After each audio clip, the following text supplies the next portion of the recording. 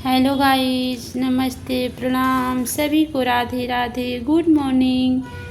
आप लोग कैसे हैं? उम्मीद करते हैं आप सभी लोग स्वस्थ होंगे, मस्त होंगे। मैं प्रभु से यही प्रार्थना और विनती करती हूँ सभी लोग स्वस्थ रहें, मस्त रहें। तो मैं आज आप सभी को एकादशी व्रत कथा सुनाऊंगी, जिस एकादशी का नाम है मोक्षदा एकादशी। मोक्षदा एकादशी अगहन मास के शुक्ल पक्ष में होती है।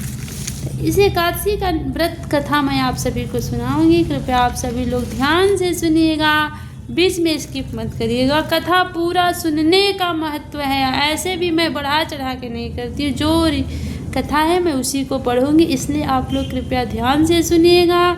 और सभी लोग प्रेम से बोल दीजिए राधे राधे, जय श्री राधे। प्रेम राधे, कृष्ण भगवान की जय, विष्णु भगवान की जय। श्री युधिष्ठिर जी बोले कि हे भगवान, आप तीनों लोकों के स्वामी, सबके सुख देने वाले और जगत के पति हैं। इस कारण मैं आपको नमस्कार करता हूँ। हे देव, आप सब के हितैषी हैं, इसीलिए मेरे इस संशय को दूर कीजिए कि मार्गशीर्ष शुक्ल एकादशी का क्या नाम है, उस दिन कौन से देवता की पूजा की जाती है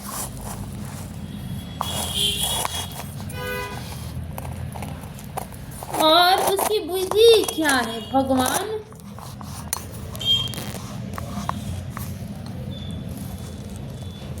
आप मेरे इस प्रश्न का विस्तार पूर्वक समाधान कीजिए। यह सुनकर श्री कृष्ण जी बोले कि हे धर्मराज, तुमने बड़ा उत्तम प्रश्न पूछा है, इससे आपका यश संसार में फैलेगा। सो ध्यान पूर्वक सुनिए। मार्गशीर्ष शुक्ल एकादशी अनेक पापों को नष्ट करने वाली और इसका नाम मोक्षदा एकादशी है। इस दिन दामोदर भगवान दामोदर भगवान की पूजा की जाती है। धूप दीप नैवेद्य आदि से भक्ति पूर्वक पूजा करनी चाहिए। अब मैं पुराणों की कथा कहता हूँ। इस एकादशी के व्रत के प्रभाव से नरक में गए हुए माता पिता पुत्र आदि को स्वर्ग की प्राप्ति हो जाती है। अब आप ध्यान पूर्वक कथा सुनिए। प्राचीन गोकुल नाम के नगर में वैखानस नाम का एक राजा राज्य करता था। उसके राज्य में चारों ओर वेदों के ज्ञाता ब्राह्मण रहते थे। वह राजा अपनी प्रजा का पुत्रवत पालन करता था। एक दिन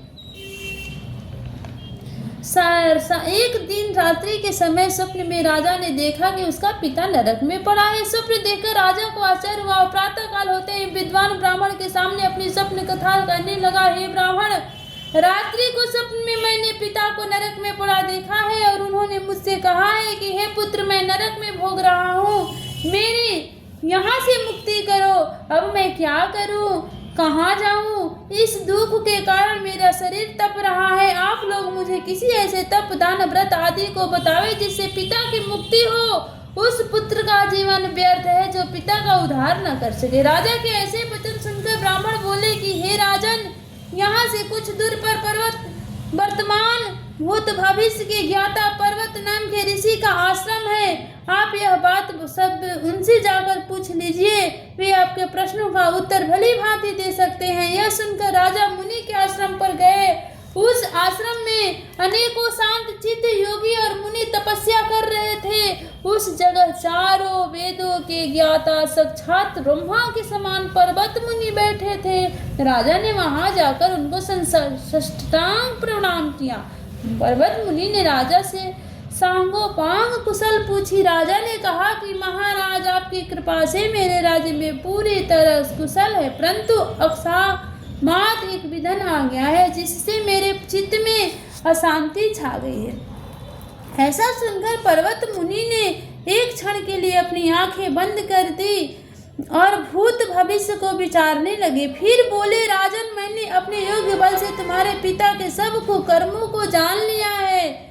उन्होंने पूर्व जन्म में कामातुर होकर सत्य के कहने पर स्त्री को ऋतु दान मांगने पर भी नहीं दिया। उस पाप के फल से तुम्हारे पिता को नरक भोगना पड़ा। तब राजा बोला, हे महात्मा, मेरे पिता के उद्धार के लिए निमित्त कोई उपाय बताइए। पर्वत मुनि बोले, हे विष्णु, हे राजन, मार्गशीर्ष शुक्ल एकादशी को उपवास करके उसके पुण्य को अपने पिता को संकल्प कर दे। इस एकादशी के पुण्य के प्रभाव से अवश्य ही आपके पिता की मुक्ति होगी। मुनि के वचनों को सुनकर राजा अपने महल में आए और कुटुंब सहित इस मोक्षदा एकादशी का व्रत किया। फिर उस उपवास के पुण्य को राजा ने अपने पिता को अर्पण कर दिया।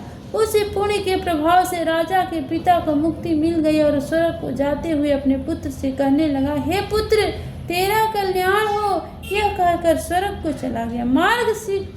मास के शुक्ल पक्ष की इस मोक्षदा एकादशी का व्रत करने वाले समस्त पाप नष्ट हो जाते हैं और अंत में उसको स्वर्ग लोक की प्राप्ति होती है। इस व्रत से पढ़कर मोक्ष देने वाला अन्य कोई व्रत नहीं। इस कथा को पढ़ने तथा सुनने से वाजपेय यज्ञ का फल प्राप्त होता है। यह व्रत मोक्ष देने वाला तथा चिंतामणि के समान सभी चिंताएं दूर करने वाला है। प्रेम से बोलो राधे कृष्ण भगवान की जय। जय जय श्री सीताराम, जय जय श्री राधे श्याम। मेरा सभी से हाथ जोड़कर रिक्वेस्ट है, विनती कर रही हूँ, अगर आप लोग एकादशी का व्रत नहीं कर पाते हैं तो प्लीज़ उस दिन आप चावल ना खाएं, रोटी का भोजन करें। रोटी खाएं, उससे भी आप लोगों को एकादशी व्रत की आधी पूर्ण फल की प्राप्ति हो जाती है। प्रेम से बोलो विष्णु भगवान की जय, राधे कृष्ण भगवान की जय।